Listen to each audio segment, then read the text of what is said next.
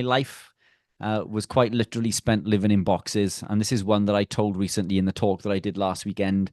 I lived in my box, and I would very rarely leave my box. And when I would jump into my metal box, and I would drive my metal box to another big box, my place of work. And then I would walk inside this big box and work inside a small box inside this bigger box, my office. And I would do this all day, very rarely leaving my small box, only to jump back into my metal box, to drive my metal box back to my big box. And that was it. And my life was spent living in boxes. I was That's everybody's confined. life. Yeah, it is. I was confined to boxes. Now, now I break boxes for a living. Now I break boxes for a living, and I teach other people. I teach others how to break boxes too.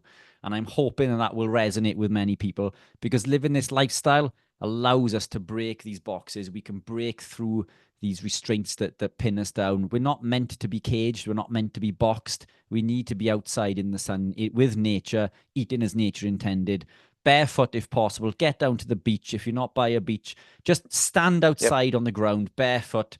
Couple Yeah. of minutes, 10, 20 minutes, as and when you can, in your own garden, or wherever, go to the local park and just sit there on the bench, or whatever it is. But all of these things are really important. Sunlight's important, and Hmm. animal proteins are really important. It just goes back to how nature intended. We actually painted a flag outside. We had our feet in the ground the entire time. So hopefully I was teaching her properly. But what I was telling her is, I was like, hey, Coach Rich would be proud of me for saying this. I think if I got this right, but okay, A, B, C. Okay, Everly. So you're standing in the ground. You got your feet in the ground. There's electrons that go from the ground into your mitochondria of your cells.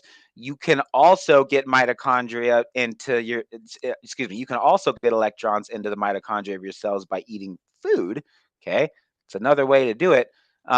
If you're grounded, you have energy from that, then you can trust your satiety signals better. I don't know. Most of that probably went over her head because she's 4, but was I somewhere on track? Yeah, look, it's all about going back to nature. You and I promote, the nutrition side more than anything.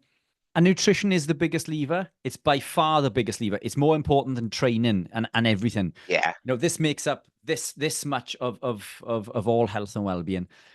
Or everything else is another lever that we can pull. And what we find is that once we get to optimal health and well-being through nutrition, and once we've nailed the training, then it opens our eyes to things like the blue blockers, and making sure that we are following, circadian rhythm, and we're not exposed to blue light out of hours. And to be connected to nature, we're grounding, because we're meant to be barefoot on the ground. Right. And it is very important. And it's exactly as you say. All of these things are super important. It is taking things back to nature, being out in the sun. I give a presentation Yep. recently, and I put a graphic up of like a caveman walking outside, away from the animal that he's just eaten, barefoot in the sun. And it's like, that is how we are meant to be.